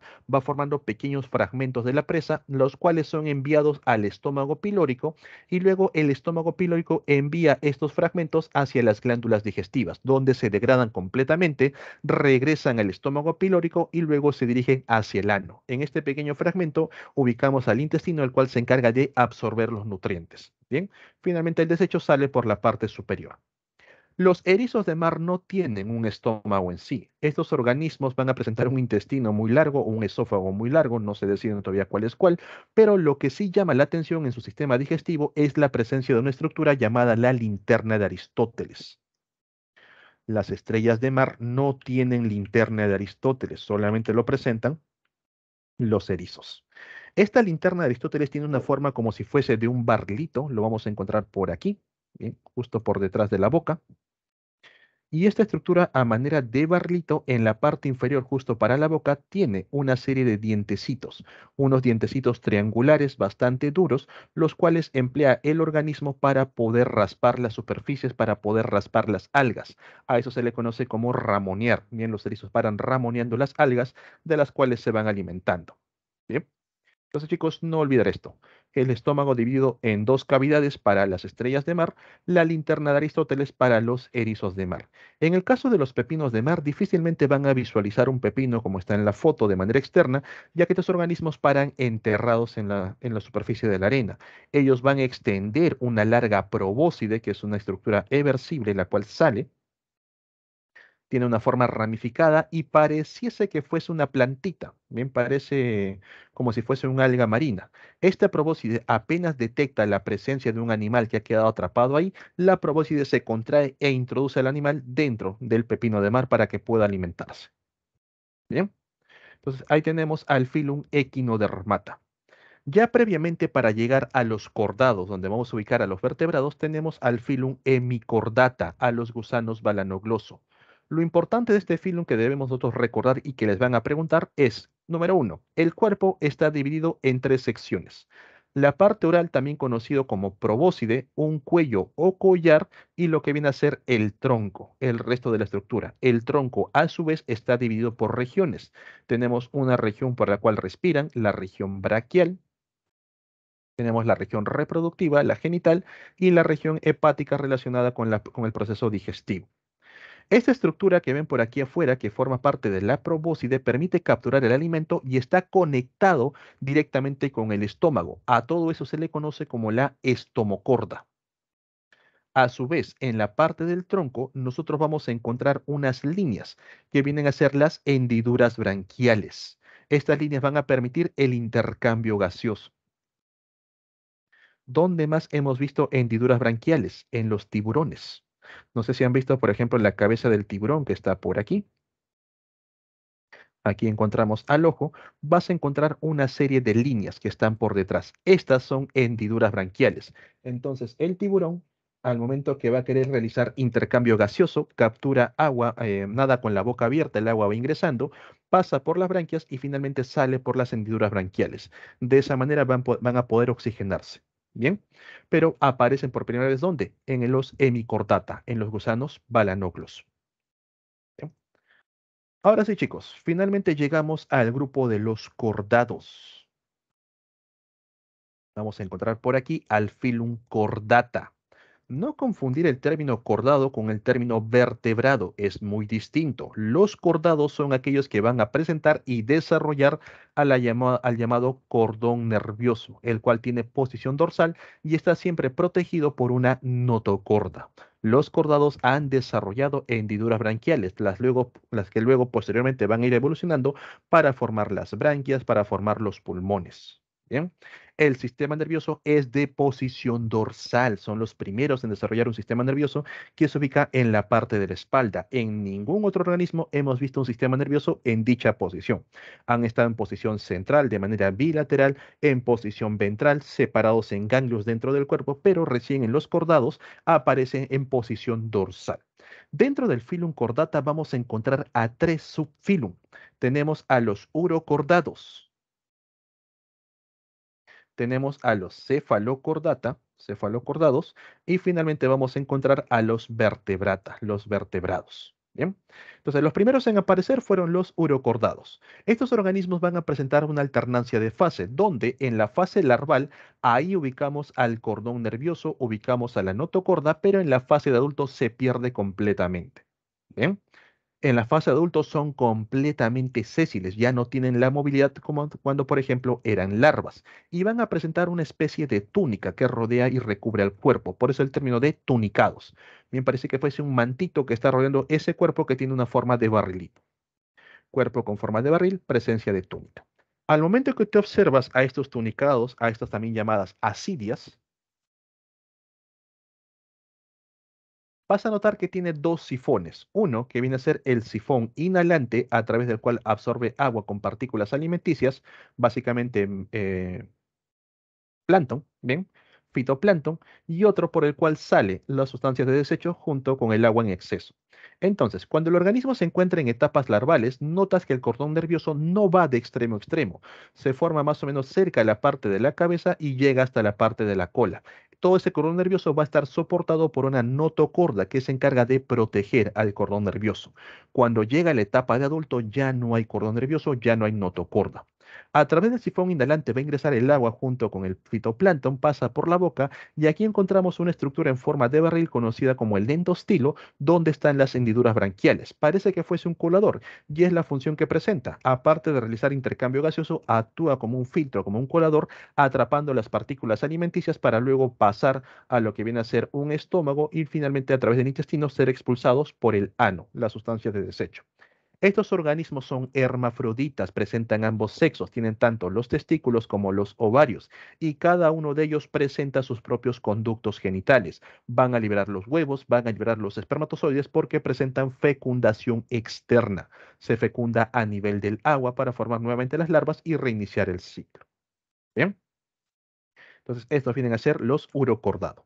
En el caso de los cefalocordados, vamos a notar que el cordón nervioso ahora sí va de extremo a extremo. Por eso el término de cefalo va desde la cabeza hasta la cola, ¿bien? Hasta la aleta caudal. La notocorda hace lo mismo, va a proteger al cordón nervioso también desde la cabeza hasta la aleta caudal. Estos organismos a nivel de la boca presentan cirros orales que les ayudan a capturar el alimento. Ese alimento pasa hacia el endostilo, donde vamos a ubicar a las hendiduras branquiales branquiales, las cuales ayudan a filtrar las partículas alimenticias mientras realizan intercambio gaseoso. Esas partículas alimenticias bajan por un esófago, pasan un estómago y finalmente pasan por el intestino, siendo expulsados por el ano. A su vez presentan una cámara gonadal donde ubicamos a las gónadas y un gonadoporo o atrioporo, por donde se liberan los gametos. Estos organismos pueden parecer peces, pero no son peces, son cefalocordados o también conocidos como anfioxos. Tienen el cuerpo alargado, aplanado lateralmente. Si tú lo observas cara a cara, vas a ver algo así. Notocorde, cordón nervioso persistente en toda su vida. Siempre lo van a tener presente. Entonces, aquí observamos al anfioxo. Aquí están los cirros orales, las hendiduras branquiales y el resto del cuerpo del animal. Por aquí claramente se observa la notocorda, que va de extremo a extremo, y sobre esta notocorda va a estar el cordón nervioso. ¿Bien? Entonces tenemos urocordados, cefalocordados. Aparece el cordón nervioso más o menos de la cabeza hacia el resto del cuerpo en el urocordado. La notocorda está ahí protegiéndolo. En los cefalocordados ahora sí va de extremo a extremo, de punto a punto. La notocorda se sigue desarrollando para protegerlo. Y finalmente en los vertebrados el cordón nervioso evoluciona para formar la parte encefálica y formar la médula espinal. La notocorda a su vez también evoluciona para proteger a estas nuevas estructuras, desarrollando por un lado lo que viene a ser el cráneo y por otra parte lo que viene a ser las vértebras en la columna vertebral, y de ahí surge el término vertebrata, los llamados vertebrados, los que ya presentan una columna vertebral. Antiguamente, el subfilum vertebrata presentaba 5 clases, y con antiguamente me refiero a hace 3, 4 años, que luego ya fue cambiado, donde desaparece la clase Piscis, la clase peces, para dar origen a 2 nuevas clases. La clase Elasmobranqui, conocidos como los elasmobranquios o peces cartilaginosos, están los tiburones, las rayas, las mantarrayas, y la clase Actinopterygii, donde están los peces óseos. ¿Bien? Los peces que ya desarrollaron espinas de por sí. En cuanto a los peces cartilaginosos, que son los más antiguos, recuerden que los tiburones son muy, pero muy antiguos, son básicamente fósiles vivientes, vamos a encontrar que el cuerpo de este organismo no tiene tejidos óseos, no desarrollan estructuras óseas. Profe, los dientes es tejido cartilaginoso endurecido. Bien, por eso que a cada rato lo están regenerando sin ningún problema. A su vez, vamos a notar que estos organismos, a diferencia de los peces modernos, bueno, de los peces óseos, no desarrollan vejiga natatoria. Profe, ¿para qué sirve la vejiga natatoria? La vejiga natatoria es una estructura a manera de bolsita que tienen los peces más o menos por aquí, el cual se llena de gases y permite que los peces tengan flotabilidad neutra, o sea que pueden posarse en el agua, ni se hunden ni se van para arriba. Los tiburones, como no tienen vejiga natatoria, presentan flotabilidad negativa, se van a hundir a cada momento. Por eso que los tiburones no pueden dejar de aletear para evitar hundirse. Si el tiburón se queda quieto, poco a poco se va hundiendo. A su vez, los tiburones no pueden tragar el alimento, no tienen la capacidad de tragar. Por ello que necesitan nadar con la boca abierta. Cuando van a cazar a su presa, rápidamente van con velocidad, mastican lo que puedan y con la fuerza del agua ingresa al interior del animal. También para poder respirar, estos animales nadan con la boca abierta porque justo por el costado encontramos a las hendiduras branquiales. Entonces el agua ingresa por la boca, pasa por las branquias y sale a través de las hendiduras branquiales. Lo mismo ocurre en el caso de las rayas o mantarrayas, donde nosotros vamos a encontrar las hendiduras branquiales en la parte de abajo del cuerpo. Vas a ver unas líneas por aquí, otras por acá. Bien. En el caso de las rayas, en la parte de la cola, en la aleta caudal, vamos a encontrar un aguijón, el cual no está conectado con una glándula de veneno, pero es una estructura muy fuerte y capaz de perforar fácilmente estructuras muy suaves como la piel. Tal es el caso, por ejemplo, de lo que le ocurrió al señor Steve Irwin, también conocido como el cazador de cocodrilos, el que se puso a nadar con mantarrayas gigantes y una de estas en un rápido movimiento le atravesó el corazón, matándolo básicamente en el acto. Si nosotros comparamos la punta de este aguijón con lo que viene a ser la punta de una aguja quirúrgica, vemos que la aguja presenta más o menos un grosor así, ¿bien? Mientras que la punta del aguijón es bastante delgado, mucho más delgado.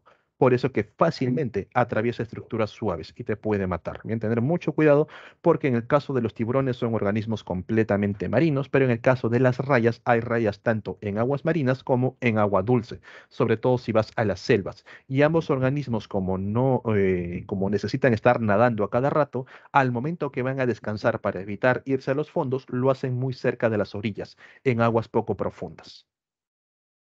En el caso de los peces óseos, estos organismos ya desarrollaron lo que viene a ser una estructura ósea, tienen la presencia de huesos, pero no todos los huesos están conectados. En nuestro cuerpo sí, todos los huesos están completamente conectados, pero en ellos van a tener algunos huesos, algunas espinas, mejor dicho, que se encuentran al aire, sobre todo a nivel de las aletas. La próxima vez que coman un pez, al momento que le cortan las aletas, fíjate que ahí también hay espinas que no están conectadas con la columna vertebral. Estos organismos presentan flotabilidad neutra gracias al desarrollo de lo que viene a ser la vejiga natatoria. A su vez, si nosotros comparamos las escamas de un tiburón con las escamas de un pez, vamos a notar que las escamas de los peces son completamente aplanadas, bien, una que otra, digamos, línea que le da cierta textura, pero en el caso de los tiburones, si vemos las escamas de costado, presentan unos bordes cortantes, unos bordes aserrados, con lo cual si tú tocas a un tiburón y este se mueve con fuerza, te puede cortar tranquilamente la mano. Bien, presentan una estructura muy cortante, muy rugosa. Ahora, cuando observamos a los peces de cerca, quizás en este no te das cuenta, hay una línea que recorre de extremo a extremo. A esa línea se le conoce como la línea lateral. Fíjense en esta imagen. Si observa, señores, la línea lateral, ¿lo pueden notar? Si no, para agrandarlo más, se ve a esta línea diferente al resto del pez. ¿Sí? Esta línea lateral le permite al organismo poder saber cuáles son las condiciones del agua que se encuentran alrededor, ya que las escamas que conforman la línea lateral no son similares al resto. Observa que el resto de las escamas bien están completamente aplanadas, no tienen ninguna estructura rara, pero estas que están por el centro, estas son las que conforman la línea lateral, teniendo una especie de agujerito a través del cual ingresa el agua y el pez va a poder saber cuáles son las condiciones del medio, va a poder medir lo que viene a ser el pH, va a poder medir la temperatura, va a detectar la presencia de sustancias químicas en el agua que pueden ser extrañas, quizás por ahí algún depredador, y el pez puede, digamos, reaccionar más fácilmente. Bien, los peces óseos han desarrollado una línea lateral. En cuanto a la reproducción, estos organismos han ido modificando los procesos reproductivos. Los tiburones y las rayas de por sí van a depositar huevos, pero unos huevos que tienen una forma extraña. Van a tener una forma más o menos así, como si fuese un cuadrado, pero con varias extensiones hacia los lados, para poder anclarse entre las algas y evitar hundirse. O en algunos casos, unos huevos más raros tienen una forma en espiral. Algo así van a encontrar el huevo de los tiburones, pero también con estas extensiones que les ayuda a poder agarrarse de las superficies. En el caso de los peces óseos van a depositar huevos, los cuales únicamente presentan una membrana superficial y adentro se desarrolla el pequeño embrión. Estos huevos, por supuesto, van a estar separados unos de otros, no están pegaditos. Bien, ahí tenemos a los huevitos. Peces y tiburones son organismos dioicos, hay machos, hay hembras, por si acaso. De los peces pasamos al grupo de los anfibios, organismos que empezaron a adaptarse a las condiciones terrestres. Básicamente fueron los primeros peces en abandonarlo tanto los mares como los lagos para poco a poco adaptarse a las condiciones de resequedad de la tierra. Es por ello que los anfibios, a nivel de lo que viene a ser la piel, ya dejaron de tener escamas, desarrollaron una piel bastante suave, van a tener una gran cantidad de glándulas, las cuales mantienen la piel humectada, pero aún así no lograron adaptarse perfectamente a las condiciones terrestres. Por eso que los anfibios necesitan siempre estar cerca de un cuerpo de agua, dentro de un lago, una laguna, un charco o directamente un río, un océano. Todavía guardan ciertos registros de la parte cuando pertenecían al grupo de los peces y eso lo observamos en la parte embrionaria. Ustedes habrán visto que cuando estos anfibios colocan los huevos y estos eclosionan, los renacuajos se parecen mucho a los peces en sus primeros estadios, pero van a presentar branquias externas. Luego de eso desarrollan patas traseras, luego patas delanteras.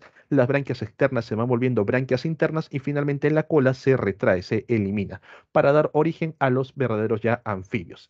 En el caso de la parte reproductiva de estos organismos, vas a notar que los huevos van a salir pegaditos, unos pegados con otros, y son depositados muy cerca del agua para que cuando salgan los renacuajos puedan sobrevivir sin ningún problema. Bien. Entonces, son organismos que se han ido adaptando poco a poco a las condiciones terrestres, pero todavía no están adaptados al 100%. Por eso que viven en las dos etapas, una en agua y otra en tierra. Dentro del grupo de los anfibios encontramos a los ajolotes, encontramos a las salamandras, encontramos a los sapos, a las ranas, entre otros. Los que sí lograron adaptarse perfectamente a las condiciones terrestres fueron los reptiles. Estos organismos a nivel de la piel desarrollaron una cubierta bastante gruesa, bastante dura, conformada por escamas córneas. Estas escamas evitaban que el organismo se deseque, que pierda demasiada agua, ya sea por acción del viento o por acción del sol, cosa que los anfibios no pueden resistir. Demasiado sol los seca, demasiado viento también. Los reptiles reciben este nombre por la forma en la cual se movilizan. Esa forma en la cual el abdomen, el vientre está pegado al suelo, se le conoce como el reptar. Van a ir reptando de un lado al otro. Los reptiles fueron los primeros en desarrollar dientes óseos. Profe, ¿pero los peces no tienen dientes óseos? No. Profe, ¿y las pirañas? Tampoco. Los dientes de los peces, si tú llegas a observar, por ejemplo, cuando viajas a la selva, te pierdes de recuerdos, a veces venden cabecitas de piraña, vas a notar que los dientes son extensiones de la piel. Es tejido epitelial endurecido, no son dientes óseos de verdad. Los reptiles fueron los primeros en desarrollarlo, pero estos dientes que tienen los reptiles no tienen una función específica, simplemente son dientes cónicos en punta, los cuales no sirven para masticar. Los reptiles no mastican a cada rato, únicamente para desgarrar la carne y empezar a tragar el alimento entero, porque es básicamente lo que hacen.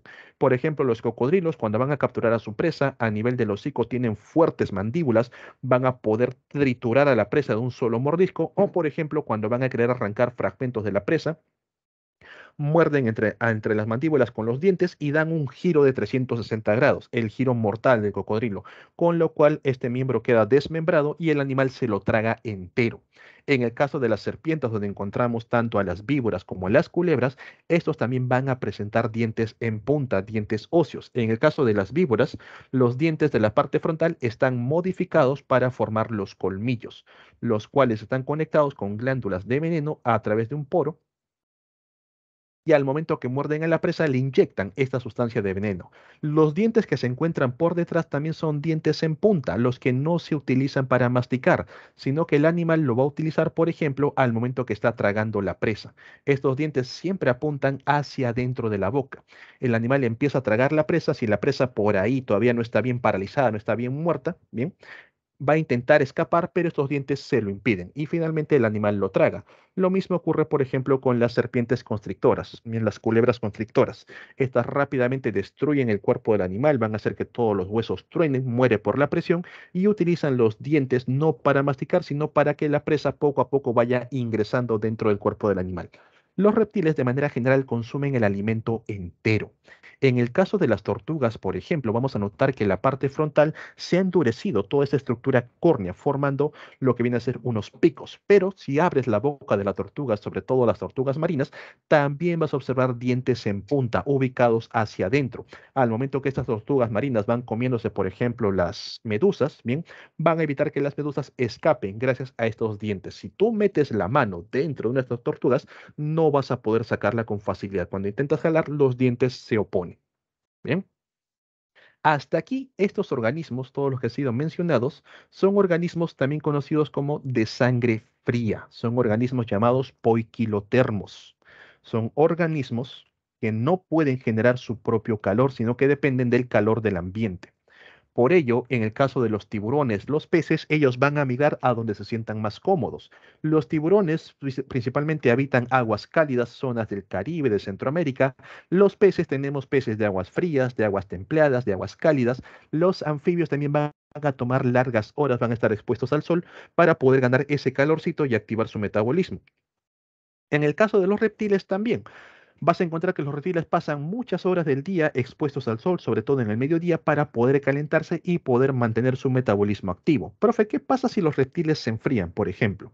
Esto quizás puedas observarlo directamente si viajas a Ecuador, donde abundan una gran cantidad de iguanas. Ahí en las plazas, en los parques, hay un montón de iguanas. Entonces, cuando la temperatura desciende, las iguanas se quedan completamente quietas, donde estén. Si están colgando de un árbol, pueden caer contra el suelo y no van a reaccionar, no se van a mover, caen como un costal de papas.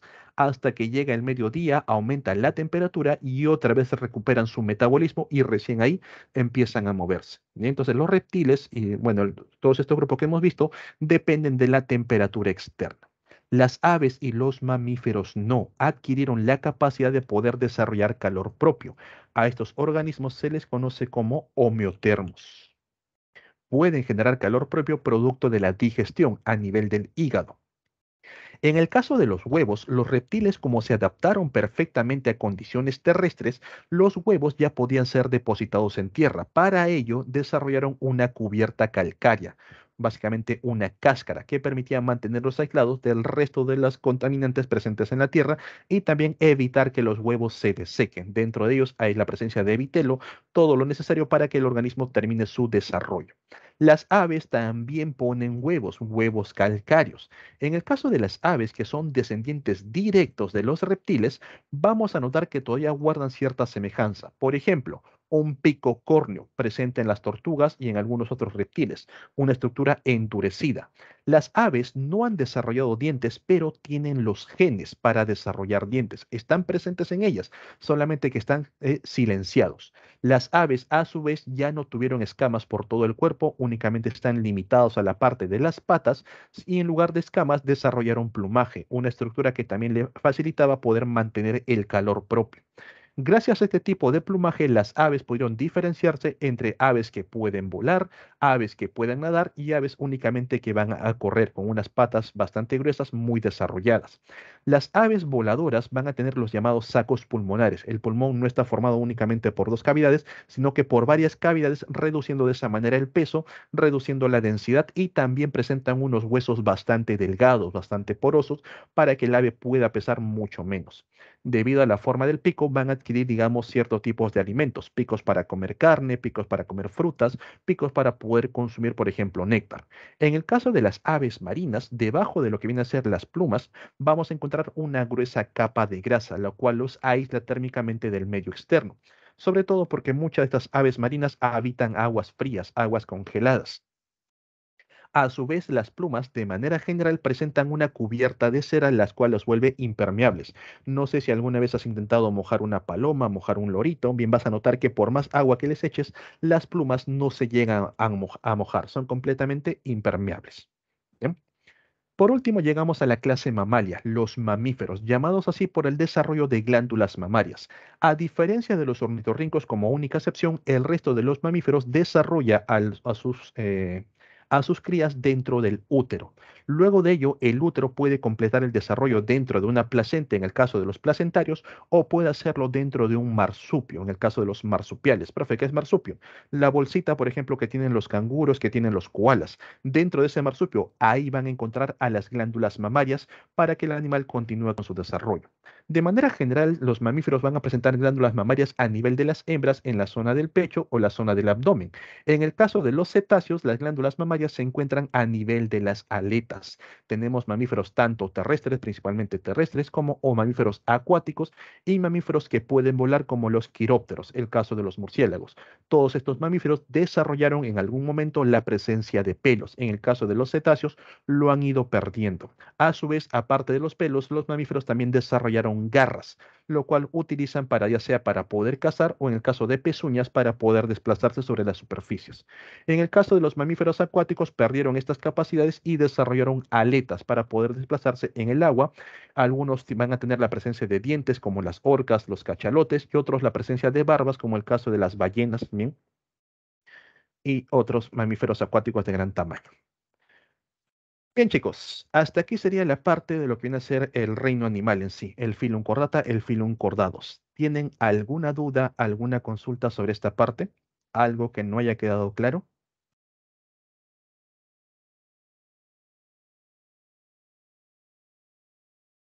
¿Todo bien?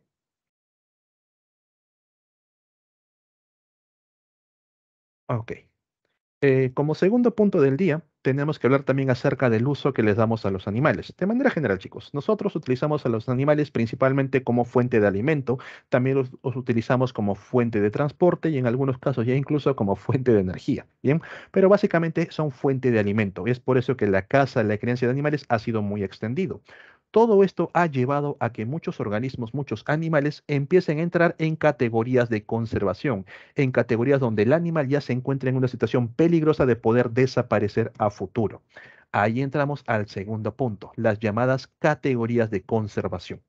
Vamos a explicar tres categorías básicas, básicamente las tres últimas: los animales extintos, los animales en peligro crítico y en peligro de extinción, esto es uno solo por si acaso, y los animales en situación vulnerable.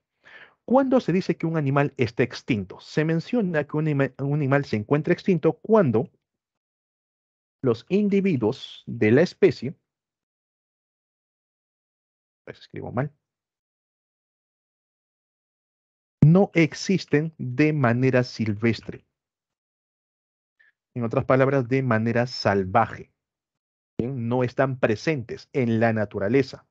Tal es el caso, por ejemplo, de Chinchilla chinchilla. La chinchilla ha sido declarado extinto para Perú. Profe, pero mi amiga tiene una chinchilla que utiliza como mascota. No está completamente extinto. Se declaró extinto porque de manera salvaje ya no existe. Tú vas a los bosques, vas a la puna, a la sierra, no vas a encontrar chinchillas. Profe, entonces, ¿por qué no cogemos a la chinchilla de mi amiga, cogemos a otra chinchilla, la reproducimos y nuevamente repoblamos la especie que desapareció en la sierra? Porque ya no es lo mismo. Un animal criado en cautiverio, si tú lo dejas en un ambiente libre, necesita de otros animales para que le indiquen cuál es su rol, cuál es su papel en la vida, cómo debe alimentarse, de quién debe protegerse, dónde debe anidar, cuándo debe migrar. Por eso que los animales criados en cautiverio, por ejemplo los felinos, a ciertas edades son regresados con los suyos, para que los suyos le enseñen cómo vivir de manera salvaje.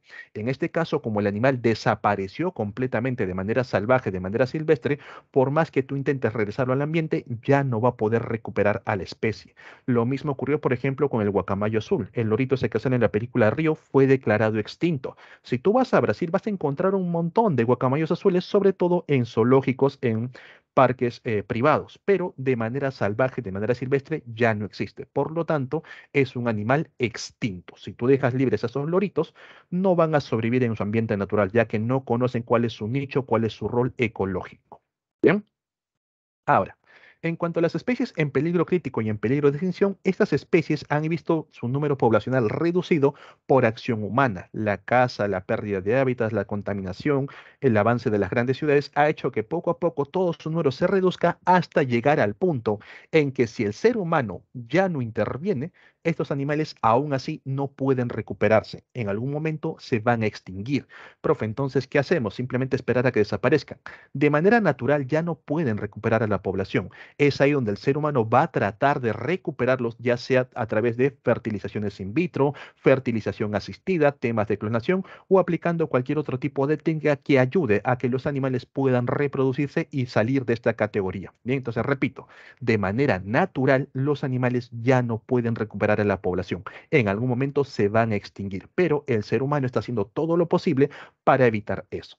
Ahora, aquí tienes una lista con la cual está trabajando la Universidad San Marcos de los animales declarados en peligro crítico y en peligro de extinción.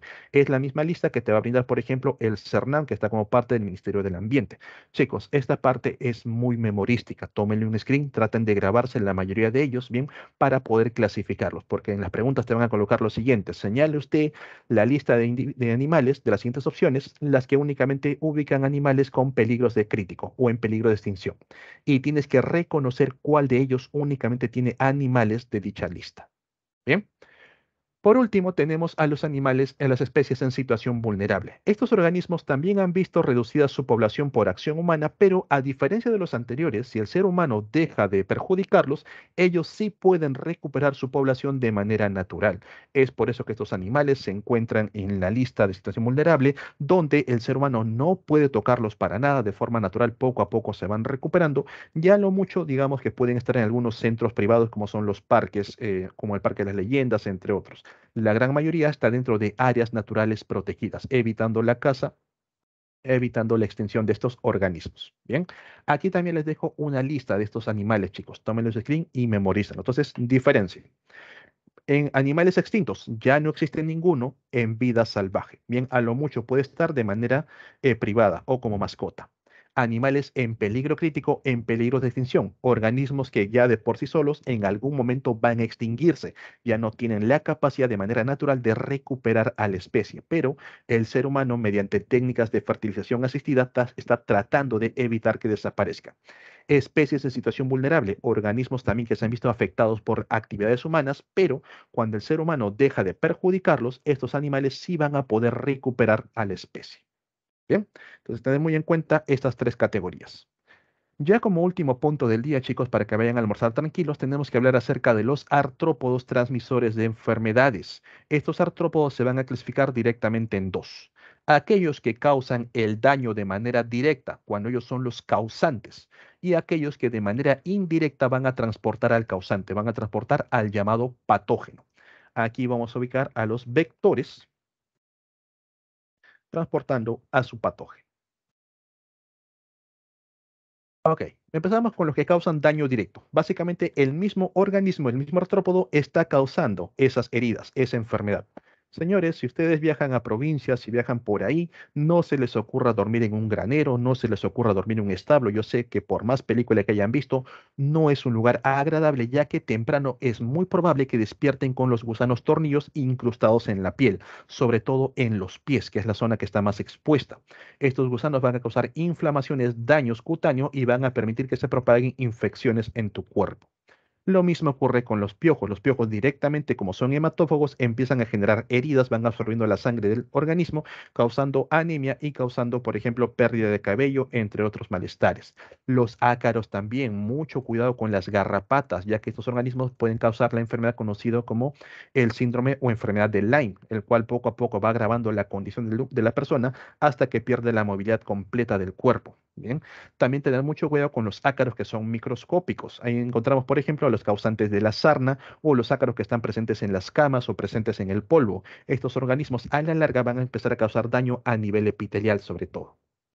En los artrópodos indirectos vamos a encontrar los llamados vectores, los cuales pueden ser vectores mecánicos cuando no guardan relación alguna con el patógeno. Profe, ¿qué cosa es patógeno? El que causa la enfermedad. Bien, el patógeno puede ser un virus, bacteria, protozoo, todo lo que causa la enfermedad es un patógeno. En este caso, el vector no tiene relación alguna, simplemente se dio de casualidad que lo transportó. Por ejemplo, las cucarachas, las moscas, cuando se van posando en la basura, van paseando por el desagüe, en sus patas, en su cuerpo quedan pegados gran cantidad de bacterias protozoos, los cuales pueden ser cualquiera. Y al momento que la cucaracha pasea por la cocina, pasea por ahí por los platos, por la comida, va dejando a estos patógenos. Luego tú consumes el alimento y terminas infectado. En cambio, los vectores biológicos, bien, sí tienen una relación directa con el patógeno que transportan. Número uno, el patógeno es específico. Por ejemplo, Anófeles, el mosquito, únicamente te puede transmitir al causante de la malaria. Anófeles no te va a transmitir al virus del dengue, por ejemplo, sino a lo mucho al protozoo de la malaria. ¿Quién transmite el dengue? ¿Cómo se llama el mosquito que transmite el dengue?